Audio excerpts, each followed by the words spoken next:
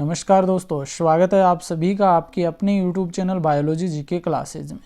हम उत्सर्जन तंत्र के विषय में अध्ययन कर रहे थे। उत्सर्जन तंत्र और इसे ही हम कहते हैं एक्सक्रीटरी सिस्टम।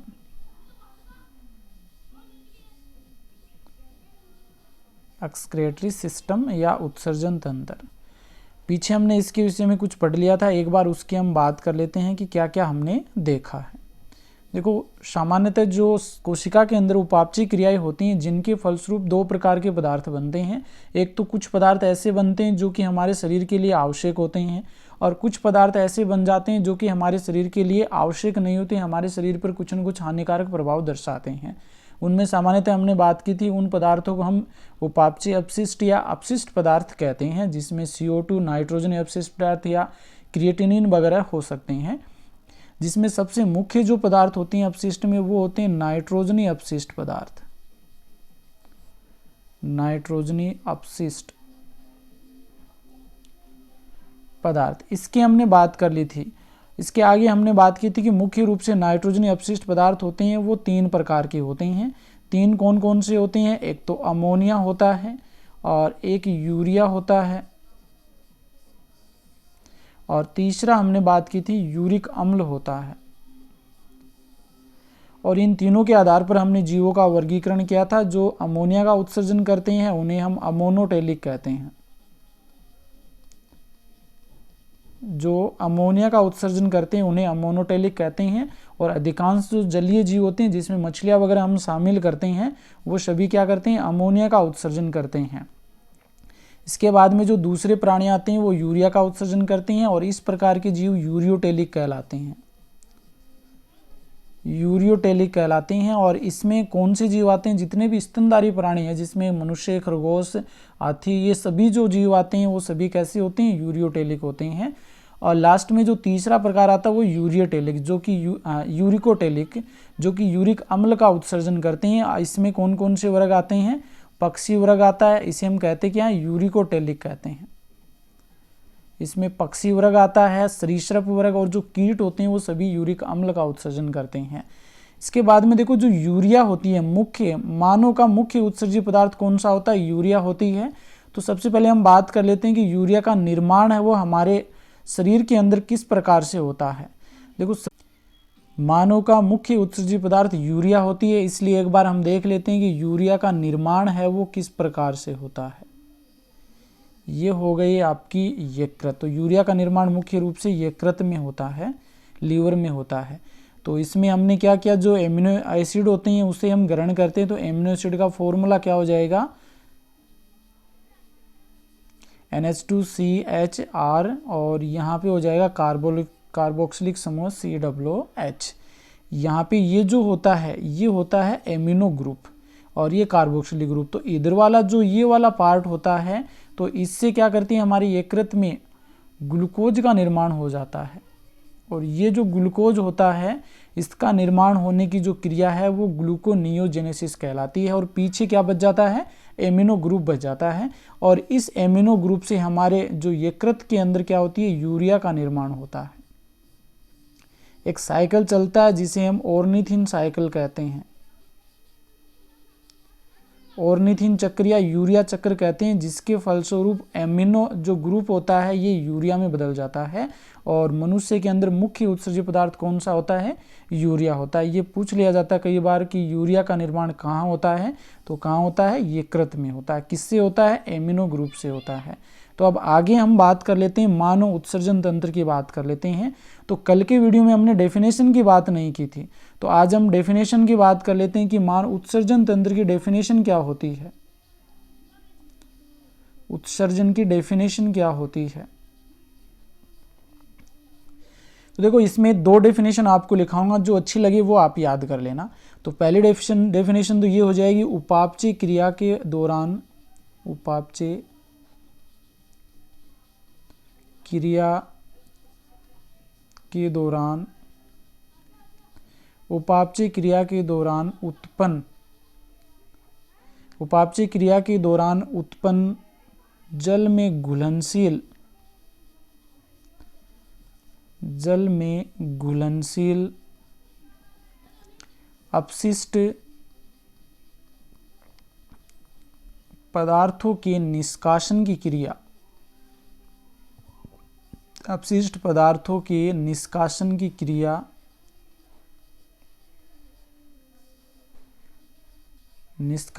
क्रिया उत्सर्जन कहलाती है। उत्सर्जन कहलाती है। यानी कि उपापचय क्रिया के फलस्वरूप उत्पन्न जल में घुलनशील अपशिष्ट पदार्थों का निर्माण होता है और उन पदार्थों के निष्कासन की जो क्रिया होती है वो निष्कासन की क्रिया क्या कहलाती है? उत्सर्जन कहलाती है। एक डेफिनेशन तो आपकी ये हो जाएगी। एक डेफिनेशन मैं आपको और लिखवा देता हूँ, जो आपको अच्छी लगे वो तैयार कर लेना। एक डेफिनेशन आपकी ये हो जाएगी, नाइट्रोजनी युक्त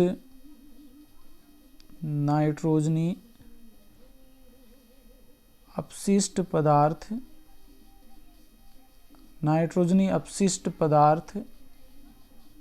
कौन कौन से होते हैं वो आप कोष्टक में लिख लीजिए। एक तो अमोनिया हो जाएगा, यूरिया, यूरिक अम्ल, नाइट्रोजनी अपशिष्ट पदार्थ आदि शरीर के लिए हानिकारक होते हैं। नाइट्रोजनी अपशिष्ट पदार्थ जैसे अमोनिया, यूरिया, यूरिक अम्ल आदि शरीर के लिए हानिकारक होते हैं। इन पदार्थों को शरीर से बाहर निकालने की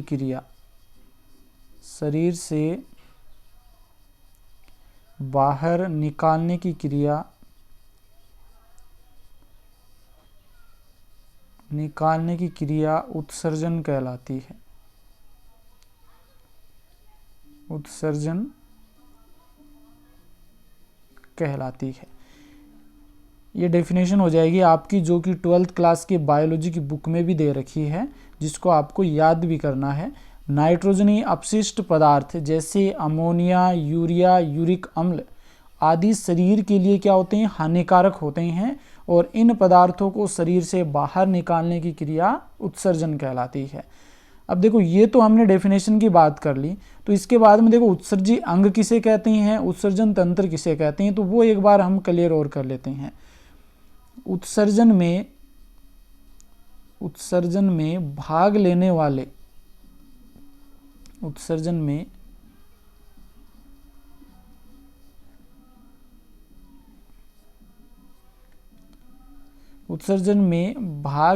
वाले अंगों को उत्सर्जी अंग कहते हैं।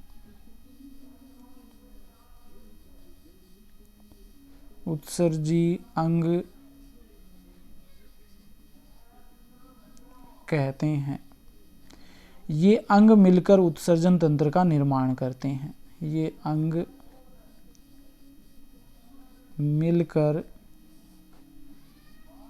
उत्सर्जन तंत्र का निर्माण करते हैं। उत्सर्जन तंत्र का निर्माण करते हैं। यह आपकी डेफिनेशन हो जाएगी कि नाइट्रोजन, एक बार दोबारा से बता देता हूं मैं, नाइट्रोजनी अपशिष्ट पदार्थ जैसे अमोनिया, यूरिया, यूरिक अम्ल आदि को शरीर के लिए हानिकारक होती हैं और इन पदार्थों को शरीर से बाहर निकालने की जो क्रिया होती है वो क्या कहलाती है? उत्सर्जन कहलाती है। और उत्सर्जन में भाग लेने वाले जो अंग होते हैं उन्हें उत्सर्जी अंग कहते हैं और ये अंग मिलकर के क्या करते हैं? उत्सर्जन तंत्र का निर्माण करते हैं। अब देखो, उत्सर्जन तंत्र का निर्माण इसमें मुख्य रूप से उत्सर्जी अंग करते हैं। मानव के अंदर उत्सर्जी अंग कौन कौन से होते हैं उनकी बात कर लेते हैं। मानव में उत्सर्जी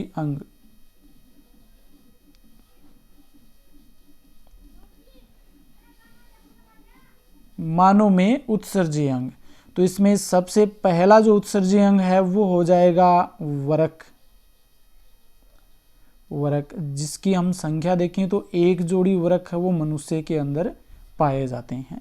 इसके बाद में हम बात करें तो 1 जोड़ी उत्सर्जी अंग के रूप में मूत्र वाहिनी पाए जाते हैं, मूत्र वाहिनी पाई जाती है। और इसके बाद में हम बात करें तो एक पाया जाता है मूत्राशय और एक होता है मूत्र मार्ग। ये जो मानव के उत्सर्जी अंग होते हैं, वरक यानी कि किडनी 1 जोड़ी होती है, इसके बाद में वरक है ये आगे 1 जोड़ी मूत्र वाहिनी में खुलती हैं और ये मूत्र वाहिनी मूत्राशय में जाते हैं और मूत्राशय से मूत्र मार्ग है जिससे आगे पेनिस है वो जुड़ा रहता है और उस लंबे मूत्र मार्ग के द्वारा शरीर से क्या कर लिया है, जो मूत्र होता है उसे बाहर निकाल दिया जाता है। ये होता है मानव में उत्सर्जी अंग की बात करें तो इसमें हम बात करें सबसे पहले मानव का उत्सर्जी अंग है, इनकी संरचनाएं देख लेते हैं कि किस प्रकार की होती है, कहाँ कहाँ पाया जाता है, वरक कहाँ होता है, मूत्र वाहिनी कहाँ होती है, मूत्राशय कहाँ होता है, मूत्र मार्ग कहाँ होता है, इनकी एक बार संरचना हम देख लेते हैं। सबसे पहले हम मानव का जो उत्सर्जन तंत्र होता है उसकी स्थिति की बात कर लेते हैं। तो मान लीजिए ये कोई मनुष्य हो गया और ये इसकी बॉडी हो गई, इसका शरीर हो गया, ये बॉडी हो गई। तो जो इसके मध्य में जो ये गुहा पाई जाती है, ये जो गुहा होती है जिसे हम क्या कहते हैं, सीलोम कहते हैं, और इसके मध्य में डायफ्राम पाया जाता है। ये इसको 2 भागों में बांट देता है। ऊपर वाला जो भाग होता है जिसे हम वक्ष गुहा कहते हैं और नीचे वाला जो भाग होता है उसे उदर गुहा कहते हैं। ये जो उदर गुहा होती है इसमें आपके उत्सर्जन तंत्र उदर गुहा में उपस्थित होता है और जो पाचन तंत्र होता है ये उदर गुहा में उपस्थित होती हैं। और जो ऊपर वाली वक्ष गुहा होती है, इस वक्ष गुहा में परिसंचरण तंत्र आपका वक्ष गुहा में पाया जाता है और जो श्वसन तंत्र होता है यह आपका वक्ष गुहा में। तो इनकी स्थिति बहुत बार एग्जाम में पूछ ली जाती है कि परिसंचरण तंत्र कहाँ होता है, उत्सर्जन तंत्र कहाँ होता है। तो आपको उत्सर्जन तंत्र, परिसंचरण तंत्र, पाचन तंत्र, इन सभी का ध्यान में रखना है कि परिसंचरण और श्वसन तंत्र तो वक्ष गुहा में स्थित होते हैं, उत्सर्जन तंत्र और पाचन तंत्र है ये उदर गुहा में उपस्थित होते हैं। जनन तंत्र की बात करें तो जनन तंत्र यहाँ पे एक गुहा और होती है जिसे हम श्रोणी गुहा कहते हैं। इस श्रोणी गुहा में आपके जनन तंत्र उपस्थित होते हैं। नेक्स्ट हम बात करते हैं कि जो हमारा उत्सर्जन तंत्र होता है उसमें वरक, मूत्रवाहिनी, मूत्राशय और मूत्र मार्ग ये किस प्रकार से व्यवस्थित होते हैं, इनको एक चित्र के द्वारा हम समझ लेते हैं। अब देखो यहाँ पर हम बात करें, ये जो आपको दिखाई दे रही हैं इन्हें हम कहते हैं वरक या इन्हें हम किडनी कहते हैं। और इसके बाद में ये जो पीले कलर में आपको संरचनाएं नजर आ रही है जो नलिका रूपी, इन्हें मूत्र वाहिनी कहा जाता है। और इसके बाद में ये जो नीचे वाला जो गोलाकार जो आपको एक गुब्बारे नुमा जो संरचना नजर आ रही है जिसे हम ब्लेडर कहते हैं, यूराइनरी ब्लेडर या इसे हम मूत्राशय कहते हैं, मूत्राशय। और जो यहाँ पर जो छिद्र होता है जिसे यूरेथ्रा या इसे मूत्र मार्ग कहते हैं, मूत्र मार्ग कहा जाता है। अब देखो यहाँ पर हम बात करें, ये जो नलिका होती है यहाँ पर आपका पाया जाता है लीवर, और मान लीजिए इसके ऊपर की ओर यहाँ पे लंग्स होता है और यहाँ पे मैं हृदय बना देता हूँ। तो ये जो नलिका होती है यहाँ पर जो बढ़ती है, ये जो रेड कलर में ये कौन सी है, इसको अभी हम नाम लिख देते हैं इसका, ये हो जाएगी महाधमनी। और ये ब्लू कलर में जो बनी है इसको ब्लू कलर में बना देते हैं हम, या ग्रीन कलर जो भी है।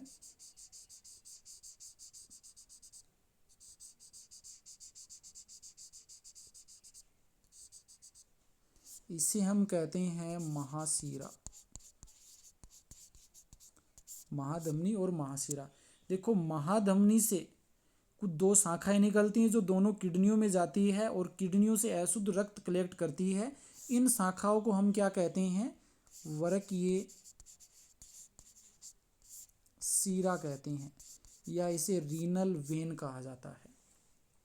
और इसके बाद में हम बात करें, देखो यहाँ पर रेड कलर में आपको नजर आ रही है नीचे की ओर 2 शाखाएं निकलती जिसे ऊपर भी नाम लिखा हुआ रीनल आर्टरी। इन शाखाओं को हम बोलते हैं, ये क्या करती है, शुद्ध रक्त है वो किडनी में लेकर के आती है और इन्हें हम कहते हैं रीनल आर्टरी या वरकीय धमनी, वरकीय धमनी कहा जाता है। इसके बाद में देखो हम बात करते हैं, जो ये ब्लू कलर की नज़र आ रही है, ये हृदय में जाकर के खुलती है, हृदय में अशुद्ध रक्त लेकर के आती है, और इसी में इधर से जो आपका यकृत होता है उससे एक नलिका निकलती है, और इस नलिका को हम कहते हैं हिपेटिक वेन या यकृत सीरा कहते हैं, जो कि अशुद्ध रक्त लेकर के आती है लीवर से, और इसमें सबसे अधिक मात्रा में यूरिया है वो यकृत सीरा में होती है, ये हृदय में आ जाता है। हृदय से जो रक्त है वो पहुंचता है फेफड़ों में, फेफड़ों में इसका ऑक्सीडेशन होता है यानी कि शुद्धिकरण होता है, और उसके बाद में यही रक्त आ जाता है किसमें, हृदय में वापस, और हृदय से फिर महाशिरा में जाता है। ये हो गई आपकी महाशिरा, जो आपको रेड कलर में नज़र आ रही है, ये कौन सी हो जाएगी, महाशिरा हो जाएगी, जो हृदय से शुद्ध रक्त है वो लेकर के आती है और पूरे शरीर में ट्रांसफ़र करती है, और उसके साथ में पूरे शरीर का पार्ट एक उत्सर्जन तंत्र या किडनी भी होता है, किडनी में पहुंचाती है। एक बार फिर से इस चीज़ को हम दोबारा से समझ लेते हैं कि सबसे पहले जो यकृत होती है उसमें यूरिया का निर्माण होता है, यहाँ से यूरिया हिपेटिक जो शिरा होती है इसके माध्यम से किस में पहुंचता है, महाशिरा में पहुंचता है, वेना कोवा में पहुंचता है, वेना कोवा से हृदय में, और हृदय से ये फेफड़ों में जाती है, फेफड़ों में जो रुधिर होता है उसका शुद्धिकरण होता है, यहाँ से फिर किस में वापस हृदय में आती है, और वापस हृदय में फिर महाधमनी के माध्यम से ये यहाँ पहुँचती है, और यहाँ पर क्या होता है कि दो शाखाएँ निकलती है, दोनों किडनियों में जाती है, दोनों वृक्क में जाती है। इन शाखाओं को वृक्कीय धमनी या रीनल आर्टरी कहती हैं। ये क्या करती है, दोनों किडनियों में रुधिर पहुंचाती, शुद्ध रुधिर पहुंचाती है, और साथ में जो ऑक्सीजन होती है, इसमें जो ऑक्सीजन उपस्थित होती है वो ऑक्सीजन वृक्क की जो कोशिकाएं होती हैं वो इससे ऑक्सीजन प्राप्त करती हैं। यहाँ पर यूरिया पहुँचने के बाद क्या होता है, इस यूरिया को मूत्र में बदल दिया जाता है, और इस मूत्र को यहाँ से फिर मूत्र वाहिनी के माध्यम से मूत्राशय में पहुँचाया जाता है। मूत्राशय जिसे हम यूराइनरी ब्लैडर कहते हैं, और मूत्रा से फिर मूत्र मार्ग यानी यूरेथ्रा के माध्यम से बाहर निकाल दिया जाता है। यहाँ पर हम बात करें जो अशुद्ध रुधिर होता है वो देखो आपको यहाँ पर ग्रीन कलर में नजर आ रहा है, इन्हें हम कहते हैं, दो शाखाएं जो निकलती है इन्हें वृक्कीय शिरा कहते हैं। इन वृक्कीय शिराओं के माध्यम से ये महाशिरा में पहुँचता है, और महाशिरा से वापस हृदय में जाता है। ये एक चक्र के रूप में चलता रहता है, और यहाँ पर किडनी में यूरिया को अलग करके उससे मूत्र का निर्माण होता रहता है। ये होता है हमारा जो उत्सर्जन तंत्र होता है, वो मनुष्य का उत्सर्जन तंत्र इस प्रकार से होता है, जिसके अंदर मुख्य रूप से वृक्क यानी कि किडनी होती है, मूत्र वाहिनी होती है, मूत्राशय होता है, और मूत्रवारग होता है। इन सभी के विषय में एक एक करके हम अध्ययन करेंगे। आज इस वीडियो में हम वृक्क की जो मुख्य संरचना होती है उसके विषय में देखेंगे, और जो आंतरिक संरचना उसका हमारा नेक्स्ट वीडियो रहेगा। तो अब हम बात करते हैं वृक्क की, बात कर लेते हैं। पहले हम जो पीछे जो पॉइंट बने हैं उन पॉइंटों को लिख लेते हैं, उसके बाद में हम बात करेंगे वृक्क की। तो देखो सबसे पहले हमने यकृत शिरा की बात की थी।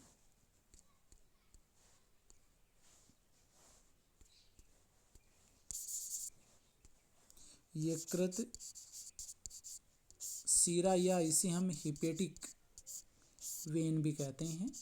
यकृत शिरा की बात करें तो इसकी जो मुख्य लक्षण होता है वो होता है कि सबसे अधिक मात्रा में इसमें यूरिया होती है। ऐसा क्वेश्चन बन जाता है, बहुत बार पूछा गया है कि सबसे अधिक मात्रा में यूरिया कहाँ होती है, तो यकृत शिरा में होती है। जो नीट वाले हैं उनके लिए इम्पोर्टेंट क्वेश्चन है ये। इसके बाद में हम बात करते हैं, नेक्स्ट हमारा है जो वृक्कीय धमनी, वृक्कीय धमनी या रीनल आर्टरी की बात करते हैं। तो ये क्या करती है, वृक्कीय कोशिकाओं को, वृक्कीय जो कोशिकाएं हैं, सेल्स हैं, वृक्कीय कोशिकाओं को ऑक्सीजन प्रदान करती है, वृक्कीय कोशिकाओं को ऑक्सीजन प्रदान करती है। और इसके अलावा ये वृक्क के अंदर शुद्ध रुधिर लेकर के आती है, शुद्ध रुधिर, वृक्क में शुद्ध रुधिर लेकर आती है।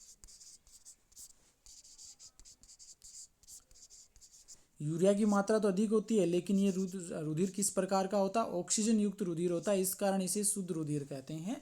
तो वरकीय धमनी होती है, ये वरकीय कोशिकाओं को ऑक्सीजन प्रदान करती है और शुद्ध रुधिर लेकर के आती है। इसके बाद में हम बात करते हैं वरकीय शिरा की बात कर लेते हैं। वरकीय शिरा, वरकीय शिरा या रीनल वेन इसे कहते हैं। तो ये क्या करती है? वरक से अशुद्ध रुधिर को कलेक्ट करती है, वरक से अशुद्ध रुधिर लेकर के जाती है, अशुद्ध रुधिर लेकर जाती है। और इसका एक मुख्य लक्षण यहाँ पे ये बनता है कि सबसे कम मात्रा में यूरिया इसके अंदर पाई जाती है, सबसे कम मात्रा में यूरिया होती है। सबसे अधिक मात्रा में जो हिपेटिक वेन होती है यानी यकृत शिरा होती है उसके अंदर होती है, और जो रीनल वेन होती है या वरकीय शिरा होती है उसमें सबसे कम मात्रा में यूरिया पाई जाती है, सबसे अधिक मात्रा में यकृत शिरा में होती है। अब नेक्स्ट बात करते हैं जो वरक होता है, इस वरक की संरचना किस प्रकार से होती है, यानी कि हमारी जो किडनी होती है इस किडनी की संरचना किस प्रकार की होती है, इसकी बात कर लेते हैं। देखो किडनी की जो सबसे पहले बात करें तो हमारे जो मनुष्य के अंदर किडनी होती है वो किस प्रकार की किडनी होती है, तो मेटानेफ्रिक प्रकार की किडनी पाई जाती है हमारे शरीर में। किडनी 3 प्रकार की होती है, एनेफ्रिक, मीजोनेफ्रिक और मेटानेफ्रिक।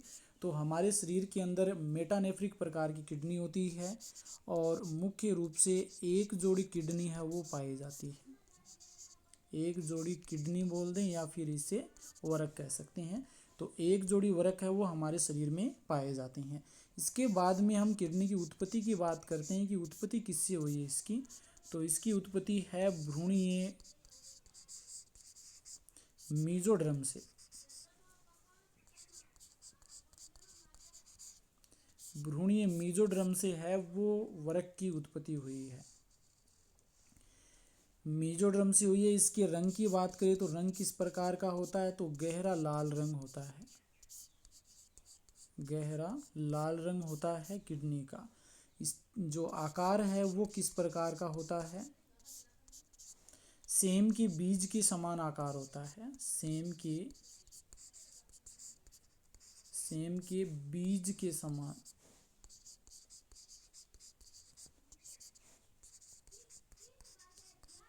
सेम के बीज के समान आकार होता है। नेक्स्ट हम बात करते हैं कि इसकी स्थिति क्या होती है।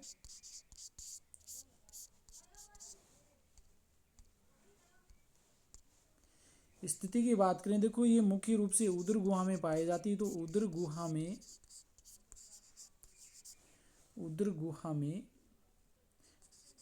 गुहा में पृष्ठ भाग में पीछे की ओर, उदर गुहा में पृष्ठ भाग में पीछे की ओर पृष्ठ भाग में कशेरुक दंड के दोनों ओर स्थित होती है, कशेरुक दंड के दोनों ओर स्थित होती है। और इसमें भी आपको एक पॉइंट ये ध्यान में रखना है कि जो दायां वरक होता है वो बाएं वरक से थोड़ा आगे स्थित होता है, दायां वरक बाएं वरक से थोड़ा आगे स्थित होता है, थोड़ा आगे स्थित होता है।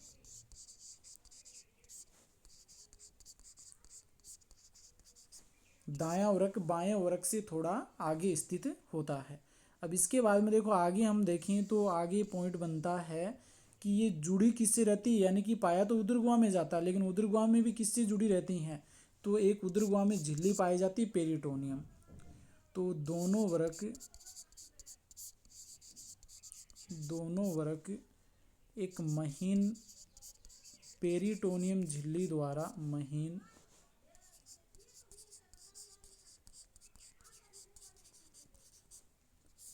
महीन पेरिटोनियम झिल्ली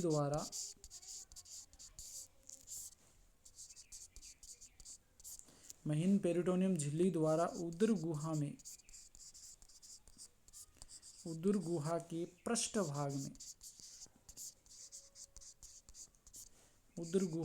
पृष्ठभाग में जुड़ी रहती है। यानी कि दोनों जो वृक्क होते हैं, एक महीन पेरिटोनियम झिल्ली पाई जाती है, उस झिल्ली के द्वारा उदर गुहा के जो पृष्ठभाग होता है उस पृष्ठभाग में जुड़ी रहती है। वृक्क की जो लंबाई होती है वो कितनी होती है? तो वृक्क की लंबाई होती है 10 से 11 सेंटीमीटर होती है। तो देखो एक चित्र, इसे हम चित्र के द्वारा ही समझ लेते हैं। ये हमारी किडनी हो गई, और ये भी किस प्रकार की होती है? एक 3D स्ट्रक्चर होती है ये भी, क्योंकि मोटाई भी होती है इसमें। तो इसकी जो ये लंबाई होती है ये होती है 10 से 11 सेंटीमीटर, और ये हो जाएगी चौड़ाई, तो ये 5 से 6 सेंटीमीटर चौड़ाई होती है। तो वृक्क की चौड़ाई क्या हो जाएगी? 5 से 6 सेंटीमीटर। अब देखो ये वाली जो है यहाँ पर 3D स्ट्रक्चर है, तो ये मोटाई कितनी हो जाएगी? तो 2.5 से 3 सेंटीमीटर इसकी मोटाई हो जाएगी। यानी कि मोटाई हो जाएगी 2.5 से 3 सेंटीमीटर मोटाई हो गई। नेक्स्ट बात करते हैं वजन की। तो किडनी में वजन कितना होता है? यहाँ से भी बहुत बार क्वेश्चन बना है। तो 120 से 170 ग्राम 120 से 170 ग्राम वजन होता है एक किडनी का। और इस किडनी के अंदर देखो 2 क्षेत्र पाए जाते हैं। ये वाला जो भाग होता है इसे हम हाइलम कहते हैं, ये भी आपको ध्यान में रखना है। और इसी हाइलम वाले भाग से देखो तंत्रिका प्रवेश करती है, और इसके अलावा जो रीनल आर्टरी होती है यानी कि वृक्क की धमनी होती है वो प्रवेश करती है, और इससे लसिका, मूत्रवाहिनी और रीनल वेन, ये तीनों इससे बाहर निकलती। जो हमारा वृक्क होता है तो इसमें 2 प्रकार की संरचनाएं बनती हैं। बाहर वाली संरचना होती है, ये क्या होती है? उभरी हुई होती है, इसे हम कहते हैं उत्तल। इसे उत्तल कहते हैं। यानी कि वृक्क का जो बाहरी भाग होता है, वृक्क का बाहरी भाग उत्तल कहलाता है, जबकि वृक्क का अंदर वाला भाग क्या कहलाएगा? अवतल कहलाएगा। तो वृक्क का भीतरी भाग को क्या कहते हैं? अवतल कहते हैं। देखो ये नाम क्यों दिए गए हैं? जैसे आपने उत्तल लेंस देखा होगा, वो किस प्रकार का होता है? इस प्रकार से बाहर से उभरा हुआ होता है, जबकि अवतल लेंस से ये अंदर की ओर गड्ढे नुमा होता है। तो ये गड्ढे वाला भाग ये क्या कहलाता है? अवतल कहलाता है, और जो बाहरी उभरा हुआ भाग है वो उत्तल कहलाता है। जो अवतल वाला भाग है जिसमें एक गड्ढे नुमा संरचना पाई जाती है, इस संरचना को हाइलम कहते हैं। और इस हाइलम से क्या करते हैं? तंत्रिका और जो रुधिर वाहिनी होती है, जैसे ब्लड लेकर की जो आती है उसे हम कहते हैं रीनल आर्टरी। यानी कि वृक्क की जो धमनी होती है वो प्रवेश करती है, और इससे जो अशुद्ध रुधिर लेकर के जाती है वृक्क की शिरा, और इसके अलावा मूत्रवाहिनी और जो लसिका होती हैं ये इससे बाहर निकलती हैं। तो इन चीज़ों को हम एक बार लिख लेते हैं। हाइलम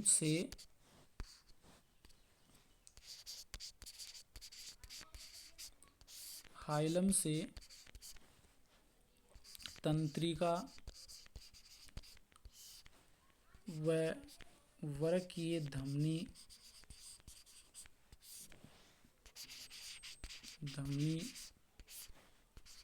वृक्क में प्रवेश करती है, वृक्क में प्रवेश करती है। और इसी भाग से लसिका, वृक्कीय शिरा और मूत्रवाहिनी बाहर निकलती है। मूत्रवाहिनी बाहर निकलती है। यानी कि जो हाइलम वाला भाग है उससे तंत्रिका और जो वृक्कीय धमनियाँ होती है ये तो वृक्क में प्रवेश करती है, यानी कि तंत्रिकाएं पहुंचती है और वरक की धमनी के द्वारा शुद्ध रुधिर पहुंचता है, जबकि इसी भाग से लसिका बाहर निकलती है, वरक की सीरा बाहर निकलती है और मूत्रवाहिनी बाहर निकलती है। इसके अलावा एक चीज़ और आपको मैंने बताना भूल गया कि जो वरक होता है, ये मान लीजिए आपका वरक हो गया, इसके वरक के ऊपर एक टोपीनुमा संरचना पाई जाती है। इस प्रकार से दोनों वरक पे ही होती है, ये एक यहाँ पे बना देते हैं।